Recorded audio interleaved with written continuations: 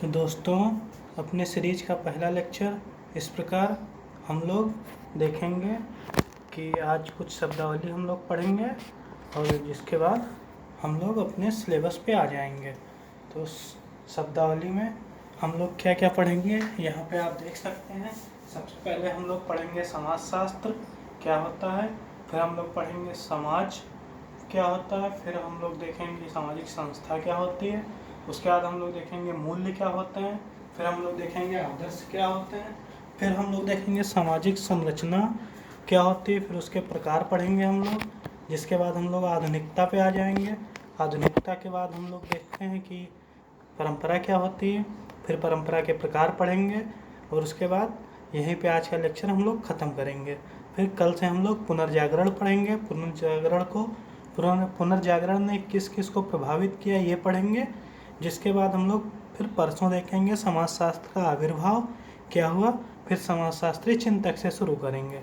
समाजशास्त्री चिंतक से शुरू करने का मुख्य कारण यह रहेगा कि आगे आने वाली यूनिट्स में जब हम आपको इसके बारे में पढ़ाएंगे समाजशास्त्र में, तब आपको इसके जब एग्जाम्पल देंगे समाजशास्त्री चिंतक के बारे में तो आपको समझने में आसानी रहेगी। इसलिए हम लोग पहले समाजशास्त्री चिंतक पढ़ लेंगे, उसके बाद में समाजशास्त्र का जो अन्य यूनिट है उसको हम लोग पढ़ेंगे, जिससे उन यूनिट को आसानी से समझा जा सके। तो चलिए शुरू करते हैं। पहली शब्दावली, समाजशास्त्र क्या होता है।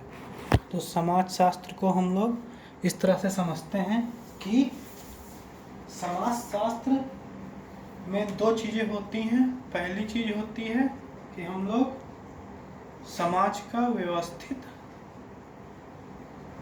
और दूसरी चीज़ वैज्ञानिक अध्ययन करते हैं।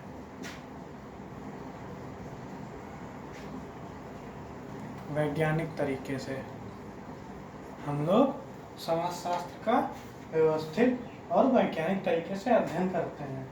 अब व्यवस्थित और वैज्ञानिक तरीका क्या होता है, तो हम लोग देखते हैं कि जब कोई घटना होती है किसी जगह, मान लीजिए ये एक गांव है, ये गांव है, यहाँ पे किसी ने आत्महत्या कर ली। इस गांव में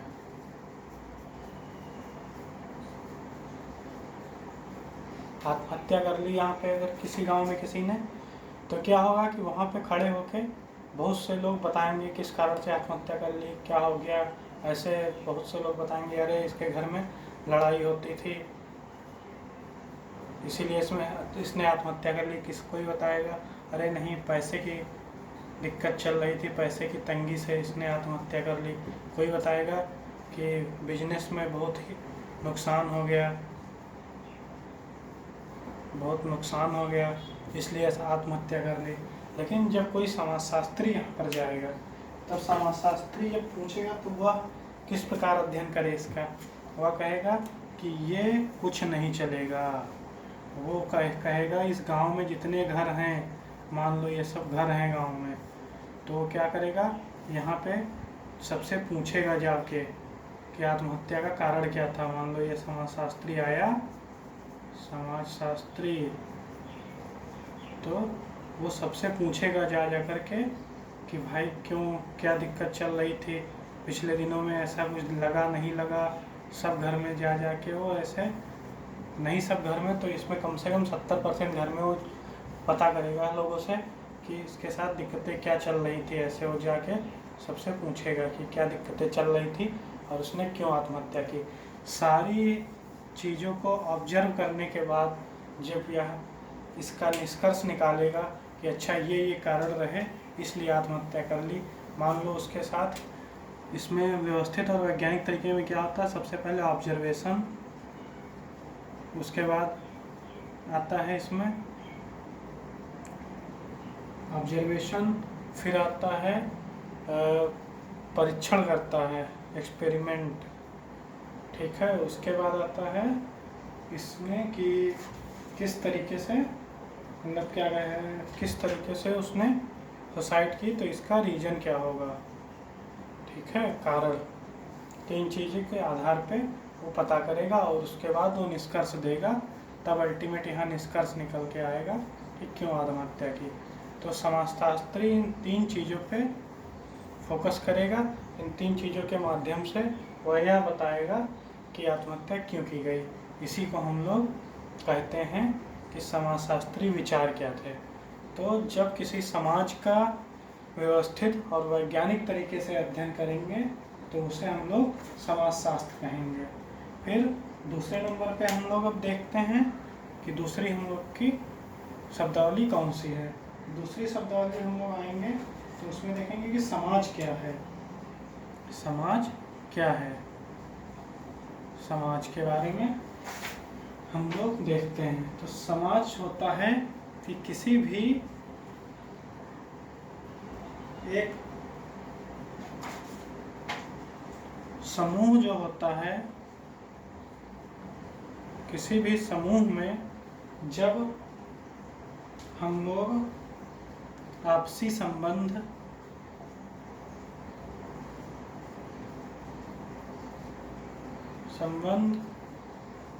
ठीक है, आपसी व्यवहार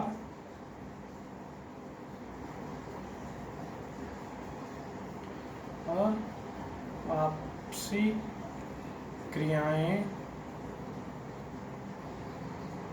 के माध्यम से एक दूसरे से जुड़ते हैं तो इस जाल को ही समाज कहते हैं। कहा जाता है कि समाज जो है एक उद्देश्यपूर्ण समूह होता है, मतलब समाज का एक उद्देश्य होता है और जो एक किसी क्षेत्र विशेष में बनाया जाता है। मान लीजिए कि आप जहाँ रहते हैं वो भी एक समाज है। ये मान लीजिए एक गांव है, इस गांव का ये गांव है, इस गांव में ऐसे बहुत से घर हैं, ठीक है, बहुत से घर हैं ये गांव में। तो इस गांव में जो लोग रहते हैं, जितने भी इस गांव में, ठीक है, उन सब का एक समूह होगा और उनकी आपसी क्रियाएं होंगी। वो एक दूसरे से बोलेंगे, मिलेंगे, उनका एक दूसरे के प्रति लगाव होगा, व्यवहार होगा, एक दूसरे से लड़ाई झगड़ा होगा। तो इन सब चीज़ों को जो परस्पर क्रियाएं होती हैं एक दूसरे से, उसी को हम लोग समाज के रूप में देखते हैं। तो समाज की कुछ विशेषताएं भी होती हैं और हम लोग देखते हैं कौन सी विशेषताएं होती हैं। तो समाज की विशेषताएं हम लोग देखेंगे। समाज की कौन कौन सी विशेषताएं होती हैं। समाज की विशेषताएं अगर हम लोग देखें तो पहली विशेषता यह होगी कि एक से अधिक सदस्य होंगे किसी भी समाज में, एक से अधिक सदस्य, ठीक है। दूसरी विशेषता क्या होगी कि एक बड़ी संस्कृति होगी। ये नहीं कि इस समाज में कोई व्यक्ति है वो अपना केवल कुर्ता पजामा पहन के घूम रहा है, बाकी उससे किसी से मतलब ही नहीं। वो एक दूसरे से मिलेंगे, उनका एक त्यौहार होता होगा, वो लोग अपना त्यौहार मनाते होंगे, वो लोग अपनी उनकी एक भाषा शैली होगी, उनकी एक संस्कृति होगी। इस प्रकार एक बृहद संस्कृति होती है तो उसको समाज कहते हैं। समाज का एक मुख्य अंग होता है, ठीक है, बृहद संस्कृति। तीसरी कौन सी विशेषता होगी उसकी कि क्षेत्रीयता होगी। क्षेत्रीयता भी इसकी विशेषता। मान लीजिए कोई पूर्वांचल का है, इसकी जो संस्कृति होगी वो अलग होगी, है ना, इसकी बोली भाषा अलग होगी, बोली भाषा अलग होगी इसकी। कोई व्यक्ति मान लो कर्नाटक का रहने वाला है, इसका रहन सहन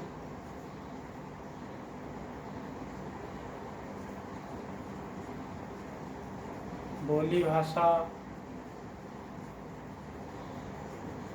सब भिन्न भिन्न होंगे। तो इसलिए क्षेत्रीयता भी प्रभाव डालती है। और श्रम विभाजन होगा समाज में। श्रम विभाजन को कैसे समझते हैं हम लोग। मान लो कहीं पे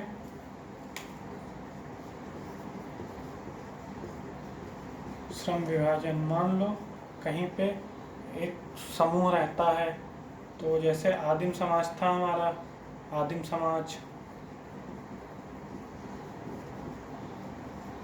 तो यहाँ पे क्या होता था, श्रम विभाजन था, पुरुष और महिला। पुरुषों का काम था शिकार करना, भोजन इकट्ठा करना।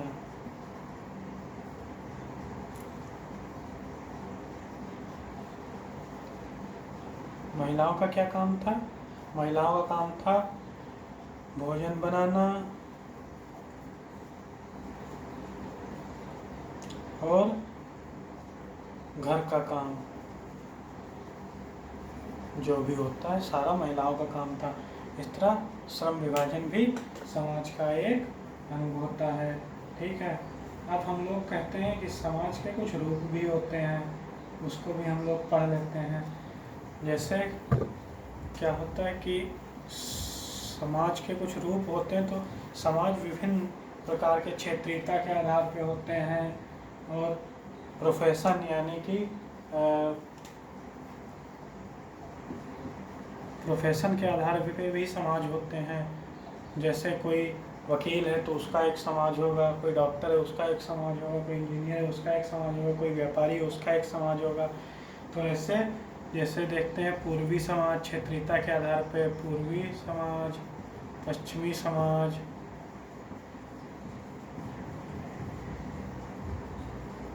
है ना, कोई व्यापारी संघ है इसका अलग होगा, कोई शैक्षणिक संघ है समाज, कोई शैक्षणिक समाज है ना। तो इस तरह ये समाज के रूप होते हैं। तो अभी हम लोग पहले लिख लेते हैं, नोट्स बना लेते हैं। तो सबसे पहले हम लोग देखेंगे कि समाजशास्त्र, हेडिंग डालेंगे। हेडिंग डाल के सबसे पहले हम लोग लिखेंगे समाजशास्त्र क्या होता है। समाजशास्त्र क्या होता है, पहली हेडिंग डालिए आप लोग, ऐसे अच्छे से लिखिए, समाजशास्त्र, समाजशास्त्र, ऐसे हेडिंग डाल के लिखिए समाजशास्त्र। समाजशास्त्र यूरोप में आधुनिकता और सामाजिक परिवर्तनों के बाद समाज का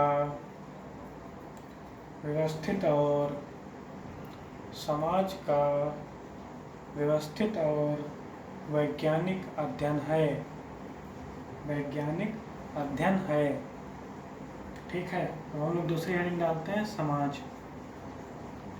तो समाज क्या होता है? समाज एक उद्देश्यपूर्ण समूह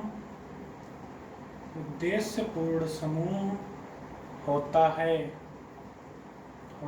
है जो किसी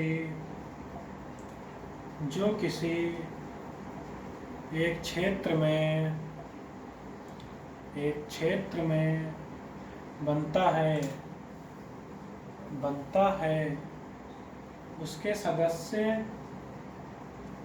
सदस्य एकत्व एवं अपनत्व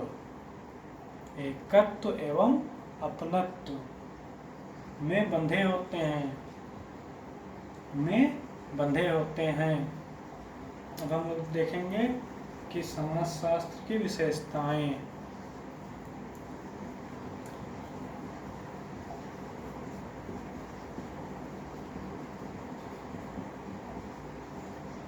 हेडिंग डाल के लिखिए सबसे पहली विशेषता क्या है। किसी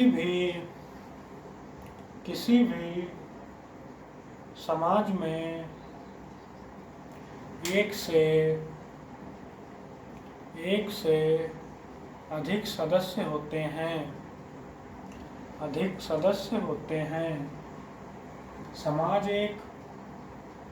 समाज एक वृहद संस्कृति वाला समूह होता है। वृहद संस्कृत वाला समूह होता है। समाज एक वृहद संस्कृत वाला समूह होता है। समाज में क्षेत्रीयता,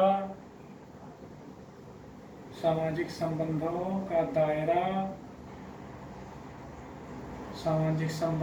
दायरा तथा श्रम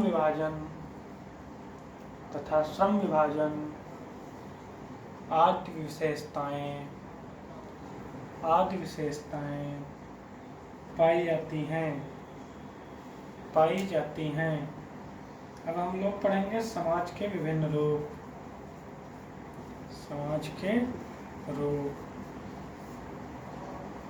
डाली हेडिंग लिखिए समाज के रूप। चलिए लिखना शुरू करिए। समाज के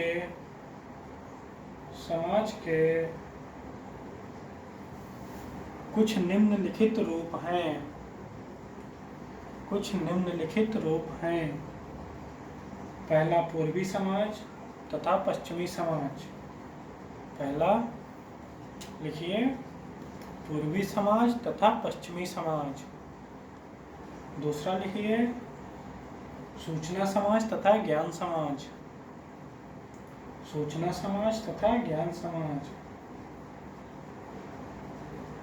तीसरा लिखिए शैक्षणिक, व्यावसायिक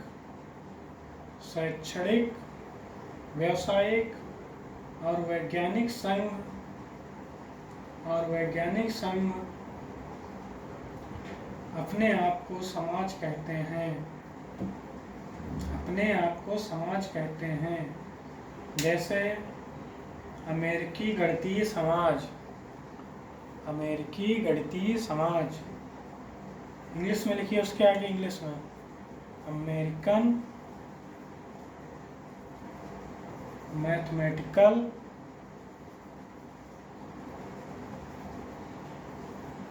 सोसाइटी।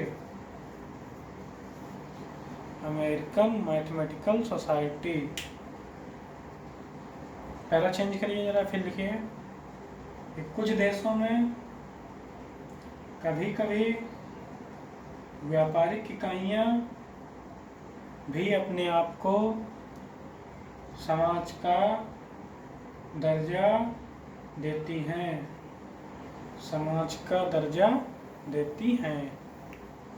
पूर्ण विराम। अब हम लोग अगली शब्दावली पे ध्यान देंगे कि सामाजिक संस्था क्या होती है। सामाजिक संस्था तो फिर से उसी तरह पहले हम लोग समझेंगे फिर इसको लिखेंगे। तो होता क्या है कि जब कोई समाज होता है तो वह 3 चीज़ों से मिल करके बना होता है। कौन कौन सी 3 चीज़ें? पहला होता है आपसी संबंध,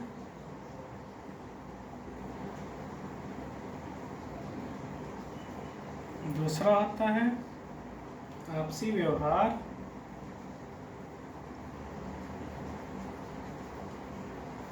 तीसरा होता है आपसी क्रियाएं।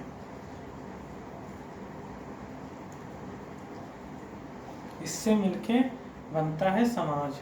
और जब ये तीनों एक पैटर्न में, एक ढांचे में या एक सांचे में, जब ये तीनों एक सांचे में निहित होती हैं तब इसे हम लोग सामाजिक संस्था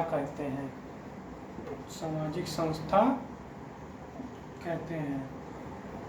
जब इन तीनों का एक निश्चित पैटर्न में उपस्थित होती हैं किसी समाज में, तब उसको हम लोग सामाजिक संस्था कहते हैं।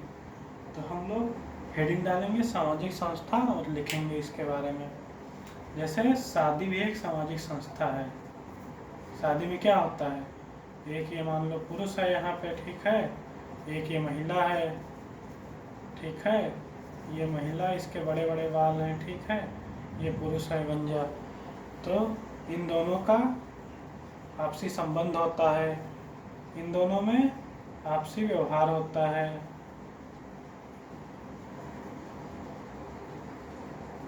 और ये दोनों आपसी क्रियाएं करते हैं, ठीक है। लेकिन यह सब एक नियम से, एक पैटर्न में, एक सांचे में निहित जैसे होता है, वैसे ही ये हम लोग देखते हैं कि सामाजिक संस्था भी उसी तरह होती है, ठीक है। तो हम लोग लिखेंगे सामाजिक संबंध, सामाजिक संबंध, सामाजिक व्यवहार तथा सामाजिक क्रियाकलाएं तथा सामाजिक क्रियाएं, सामाजिक क्रियाएं जब एक सांचे में स्थापित होते हैं, जब एक सांचे में स्थापित होते हैं तब उसे सामाजिक संस्था कहते हैं, तब उसे सामाजिक संस्था कहते हैं। इसके बाद नीचे लिखिए या, ऐसे बड़ा सा या लिखिए, उसके नीचे एक और डिफिनेशन लिखिए इसकी। लिखिए समाज के हितों को, समाज के हितों को, समाज के हितों को ध्यान में रखकर, ध्यान में रखकर कुछ शिक्षित एवं जागरूक लोगों द्वारा, कुछ शिक्षित एवं जागरूक लोगों द्वारा गठित संगठन, गठित संगठन जो सभी सदस्यों की, जो सभी सदस्यों की भागीदारी से कार्य करता है, भागीदारी से कार्य करता है, उसे सामाजिक संस्था कहते हैं। जैसे शादी, परिवार, परिवार होता है, परिवार भी एक सामाजिक संस्था है। देखो इसको कैसे समझते हैं सामाजिक संस्था को, परिवार है जैसे सामाजिक संस्था, ठीक है। ये है परिवार, इसमें क्या, यहाँ पे होंगे बाबा, इसके नीचे पिताजी, फिर माताजी,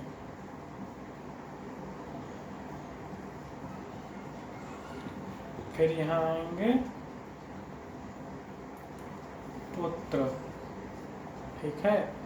तो इन सब का आपस में एक कोऑर्डिनेशन रहता है, एक इन लोग का संबंध रहता है, इनका परस्पर एक दूसरे से क्रियाएं करते हैं।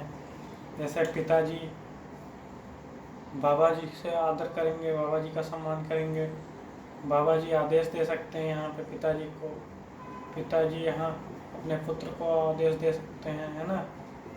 पुत्र जी क्या करेंगे, इधर सम्मान करेंगे, पिताजी बाबा जी का सम्मान करेंगे। तो इस तरह से इनका आपस में एक कोऑर्डिनेशन होता है। पिताजी पैसे मांगना होगा तो पुत्र को पैसा देगा, पढ़ने के लिए पढ़ाएगा लिखाएगा, है ना।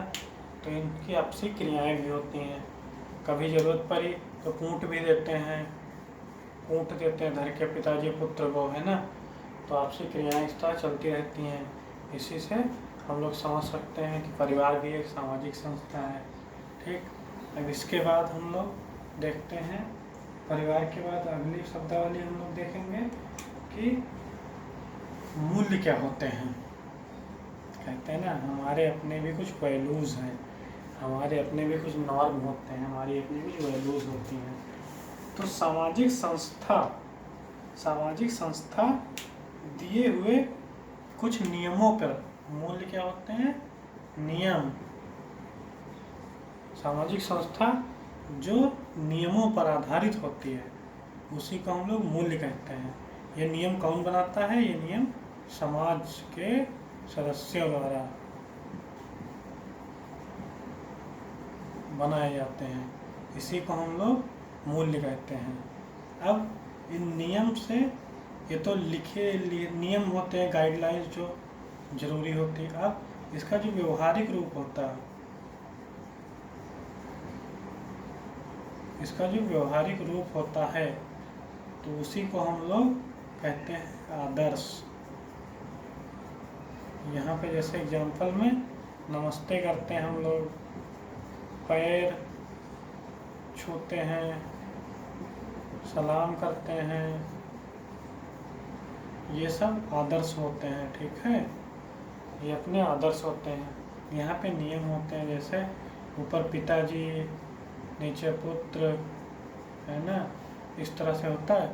तो यहाँ पे कोई नियम होते हैं कि पिता पुत्र को आदेश देगा,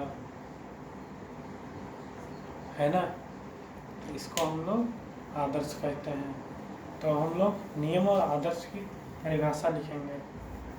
तो हेडिंग डालिए कि सबसे पहले मूल्य क्या होते हैं। वर्तमान जीवन में सामाजिक संस्था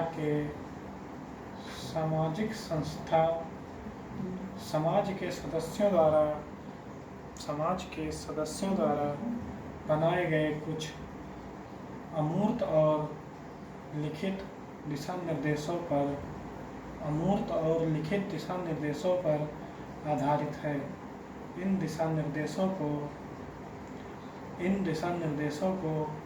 मूल्य के रूप में संदर्भित किया जाता है। इन दिशा निर्देशों को मूल्य के रूप में संदर्भित किया जाता है। लिखिए, जैसे बड़ों का सम्मान करो, पूर्ण विराम। दूसरी हेडिंग डालिए, आदर्श क्या होते हैं, आदर्श डालिए हेडिंग। तो मनुष्य का वास्तविक व्यवहार इन लिखित दिशा निर्देशों से भिन्न होता है। इस वास्तविक व्यवहार को ही आदर्श कहते हैं। जैसे नमस्ते करना, सलाम करना, आदाब करना, पैर छूना आदि। अब हम लोग अगला देखेंगे कि सामाजिक संरचना क्या होती है। सामाजिक संरचना, अगली शब्दावली, सामाजिक संरचना। तो सामाजिक संरचना को हम लोग ऐसे समझ सकते हैं कि अभी हम लोगों ने पढ़ा संस्था, मूल्य, आदर्श। इन तीनों के आधार पे जब कोई समाज स्थापित होता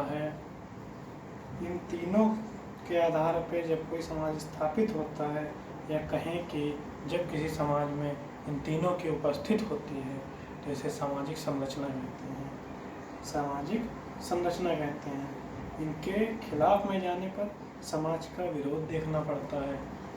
तो जैसे कोई व्यक्ति है, वो कहता है कि वह विवाह तो करेगा, लेकिन कहेगा पहले 5 साल साथ में रहेंगे, उसके बाद विवाह करेंगे।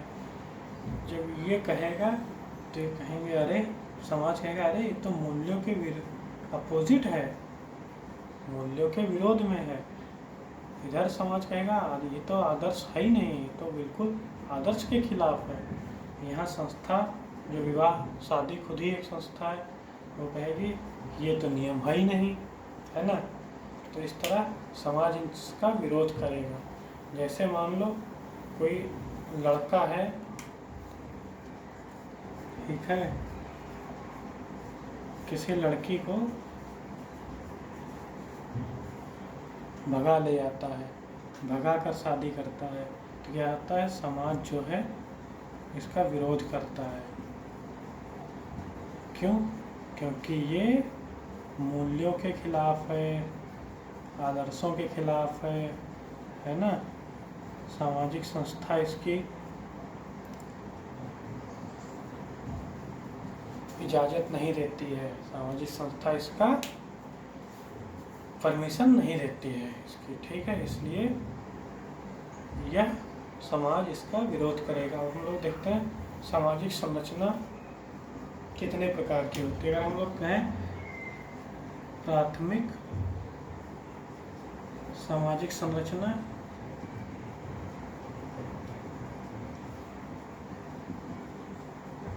तो प्राथमिक सामाजिक संरचना ये 5 होते हैं इसके, पहला, दूसरा, तीसरा, चौथा, पांचवा, 5 प्रकार की होती है। पहला होता है परिवार, दूसरा होता है धर्म, तीसरा होता है शिक्षा, चौथा होता है सत्ता, पांचवा होता है अर्थव्यवस्था। 5 संरचनाएं होती हैं, ठीक है। प्राथमिक संरचनाएं ये 5 हैं। इसमें भी द्वितीयक संरचनाएं अगर यहाँ कहें ये प्राथमिक हुई, तो द्वितीयक अगर देखें तो इसमें भी कई हो जाती हैं, जैसे नाभिकीय समाज है ना, और जॉइंट फैमिली,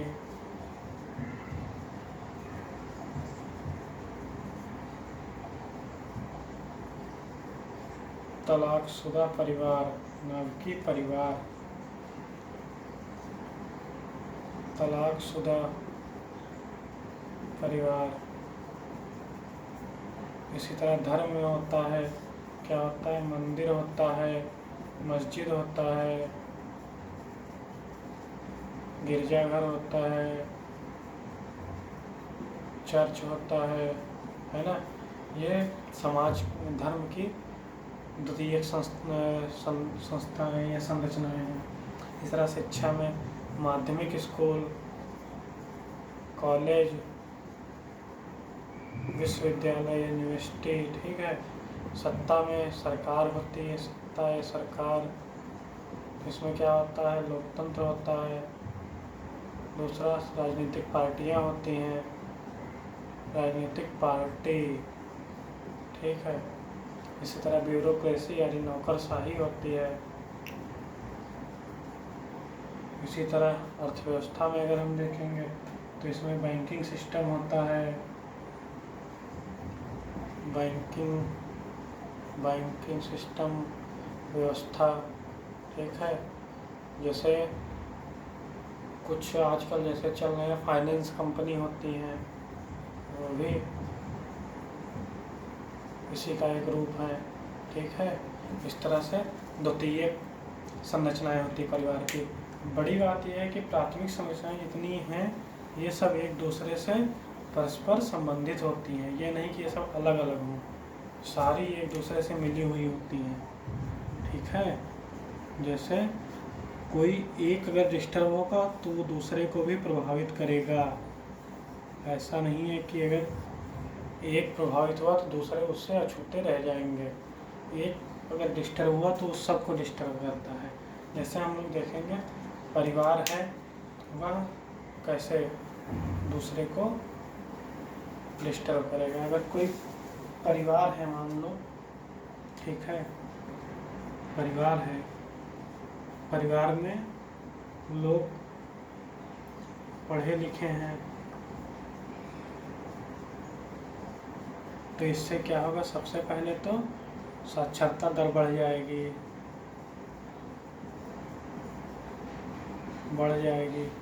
पढ़े लिखे हैं तो हो सकता है कि वैज्ञानिक सोच हो उनकी,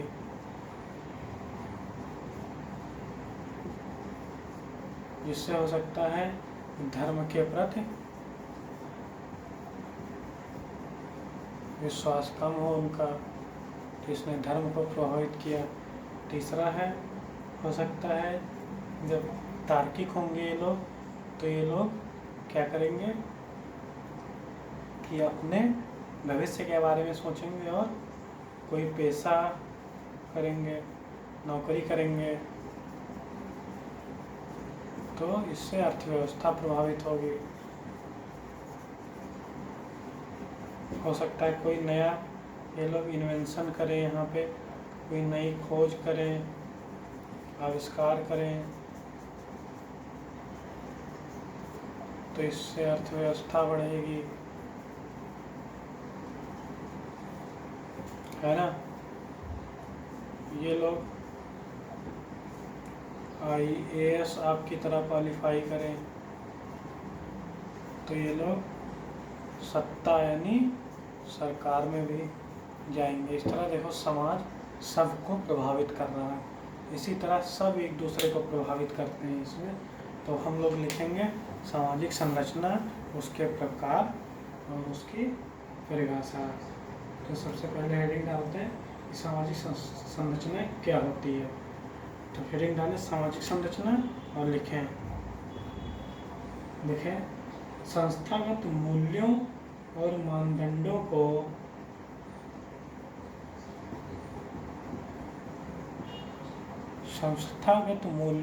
मानदंडों को सामाजिक संरचना कहा जाता है। सामाजिक संरचना कहा जाता है। तो टालकट पार्सन के अनुसार टालकट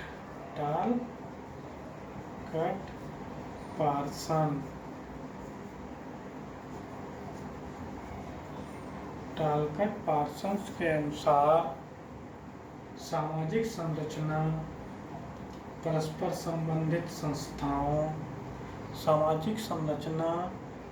संबंधित संस्थाओं, एजेंसियों और सामाजिक प्रतिमानों तथा समूह में प्रत्येक सदस्य द्वारा ग्रहण किए गए पदों एवं कार्यों की विशिष्ट क्रमबद्धता को कहते हैं। जैसे कोई मकान होता है तो मकान के लिए आवश्यक तत्व होता है, जैसे ईंट होनी चाहिए, सीमेंट होनी चाहिए, सरिया होनी चाहिए, मोरम होनी चाहिए, गिट्टी होनी चाहिए, है ना, मिट्टी होनी चाहिए, ये सब चीज़ें होती हैं। इसी तरह सामाजिक संरचना में भी क्या होता है, मूल्य मानदंड। सामाजिक संस्थाएं मूल्य और मानदंड होने चाहिए। इसी प्रकार सामाजिक संरचना के ये तीनों मूलभूत तत्व हैं। हम लोग देखेंगे, अगला लिखेंगे हम लोग कि सामाजिक संरचना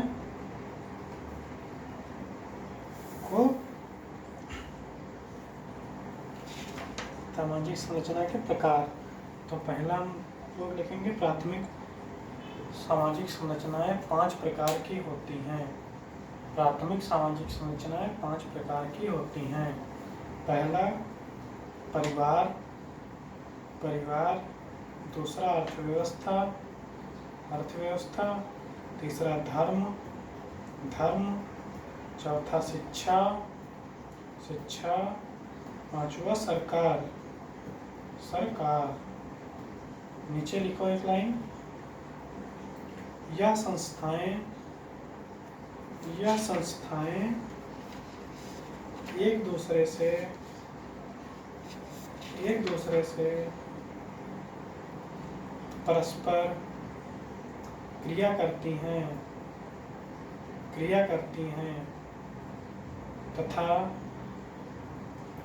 इन संस्थाओं के पारस्परिक क्रिया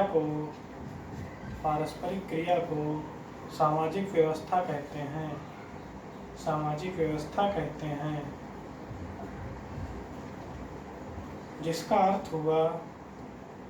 अर्थ हुआ यदि इनमें से किसी एक में बदलाव आता है तो यह दूसरे को भी प्रभावित करती हैं। ठीक है, अब हम लोग देखते हैं कि अगली शब्दावली अपनी कौन सी है। तो अगली शब्दावली हम लोग देखेंगे आधुनिकता क्या होती है।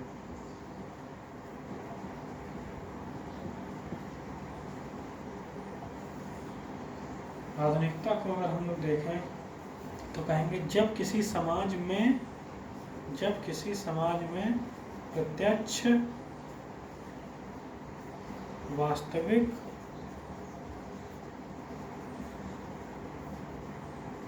पर्याप्त परिवर्तन होते हैं तब उसे आधुनिकता कहते हैं। जैसे पहले क्या होता था कि व्यक्ति को ऐसा लगता था कि जो पृथ्वी है वह स्थिर है। उसके बाद केपलर आया, केपलर ने बताया कि ये गलत है, पृथ्वी स्थिर नहीं है। कहता है सूर्य जो है स्थिर है और पृथ्वी सूर्य का चक्कर लगा रही है। तो सबकी सोच में परिवर्तन आया और दिखा भी। तो इसी को हम लोग आधुनिकता कहते हैं। दूसरी चीज़ और समझते हैं आधुनिकता को अच्छे से, आधुनिकता क्या होती है। मान लो कि कोई व्यक्ति है और वह कहता है कि हम तो जॉइंट फैमिली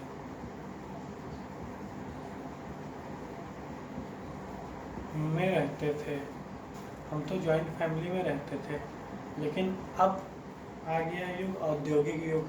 औद्योगिक युग में लोग घर के बाहर रहते हैं। तो जब वो घर के बाहर रहते हैं तो अब वो ज़्यादा या तो खुद अकेले रहेंगे, नहीं तो अपने पत्नी और बच्चों को ले आते हैं। तो इससे यह बन गया नाभिकीय परिवार।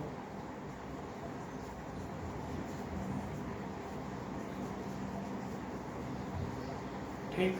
तो जो व्यक्ति कहता था कि हम तो जॉइंट फैमिली में रहते हैं, वह कहता है कि हम तो न्यूक्लियर फैमिली में रहने लगे। तो प्रत्यक्ष है, दिख रहा है, वास्तविक भी है, पर्याप्त परिवर्तन हो गया। यहाँ पता चला 15 सदस्य रहते तो यहाँ आके 5 ही बचे, है ना। तो ये इसी को मॉडर्निटी कहते हैं। तो अगर इसकी परिभाषा हम लोग लिखें तो किस प्रकार लिखेंगे? हेडिंग डालिए आधुनिकता, मॉडर्निटी। मॉडर्निटी आधुनिकता की परिभाषा में लिखिए समाज में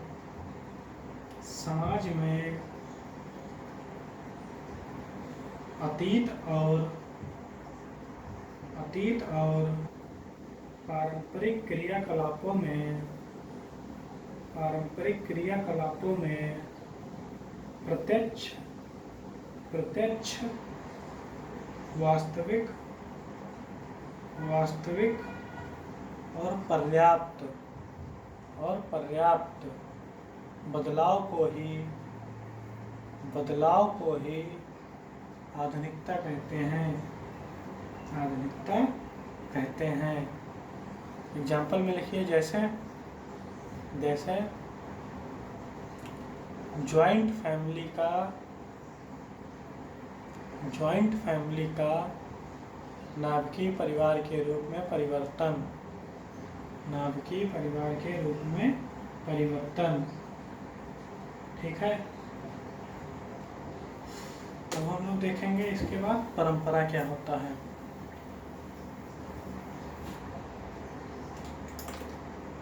क्योंकि अभी हम लोगों ने पढ़ा पारंपरिक, तो अगर आप लोग लाइव चल रहे होते तो पूछते कि परंपरा क्या होती है।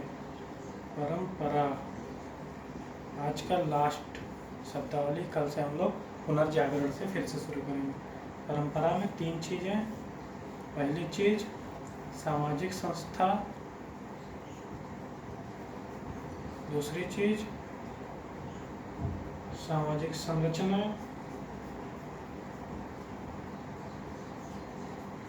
तीसरी चीज़ मूल्य आदर्श। 3 चीज़ों में जब बदलाव आता है तब हम कहते हैं कि यह परंपरा आधुनिकता में बदल गई। और जब इन 3 चीज़ों में बदलाव नहीं आता है तो एक परंपरा होती है।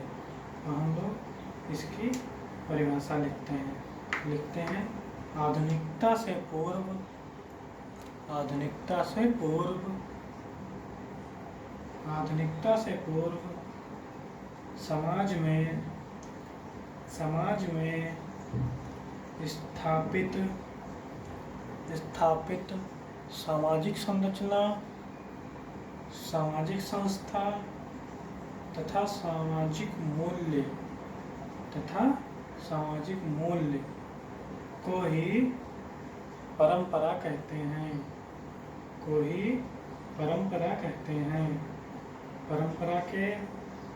परंपरा के 4 प्रकार होते हैं।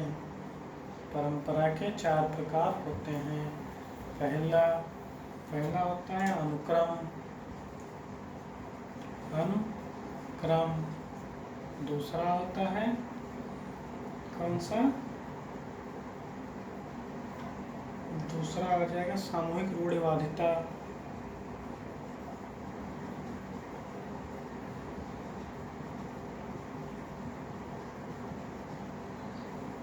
तीसरा आ जाएगा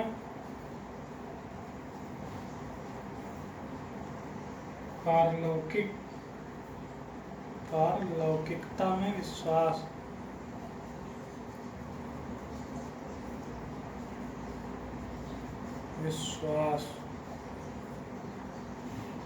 बिलीव इन अदरवर्ल्डली। चौथा आ जाएगा निरंतरता। अब इसको हम लोग समझते हैं।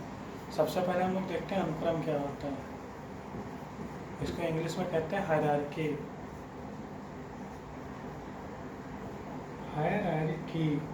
अनुक्रम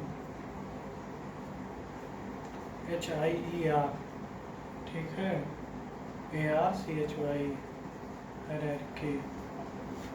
तो हायरार्की में हम लोग देखते हैं कि क्या क्या होता है इसमें। क्रमबद्धता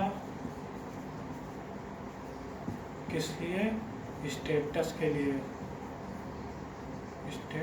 लिए, यानी पद की स्थिति के लिए, ठीक है। इसको हम लोग कहते हैं अनुक्रम। जैसे अपना पारंपरिक समाज था, भारत में क्या था, जो पारंपरिक समाज था उसमें ऐसे अनुक्रम बनता था। यहाँ पे बैठते थे ब्राह्मण, यहाँ पे थे क्षत्रिय, यहाँ थे वैश्य, यह था शूद्र। यहाँ पे तो सबसे ऊपर ब्राह्मण थे, अपने आप को सबसे श्रेष्ठ कहते थे। फिर क्षत्रिय आते थे, फिर शूद्र, फिर वैश्य आते थे, फिर शूद्र आते थे। 4 प्रकार इस तरह हायरार्की बटे हुए थे। 4 अनुक्रम में समाज बटा हुआ था। यह समाज क्या करता था कि लोगों के व्यवहार को उनके जन्म के आधार पे प्रेरित करता था।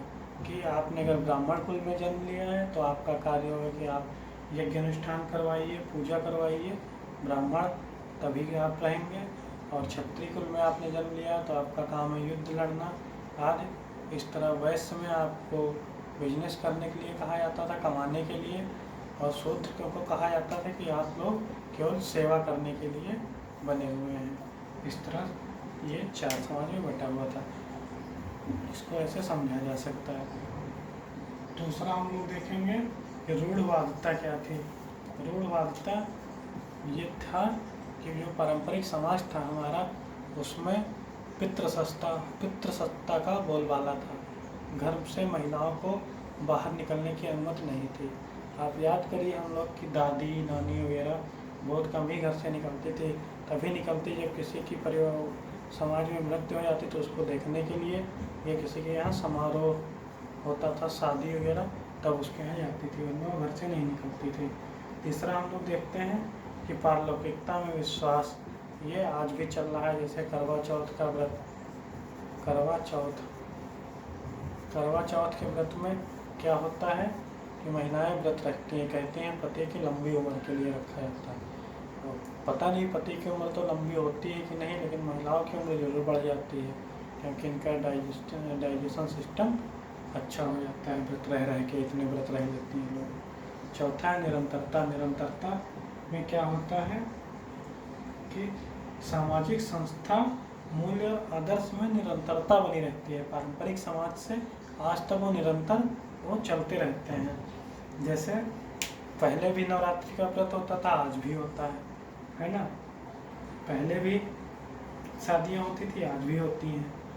तो ये कास्ट सिस्टम पहले था, आज भी है। तो इसी को कहते हैं निरंतरता बनी रहती है। तो आज का वीडियो यहीं पर समाप्त करते हैं। कल से हम पुनर्जागरण से शुरू करेंगे और धीरे धीरे अपने सिलेबस की ओर बढ़ेंगे। आज शब्दावली में बस इतना ही। धन्यवाद।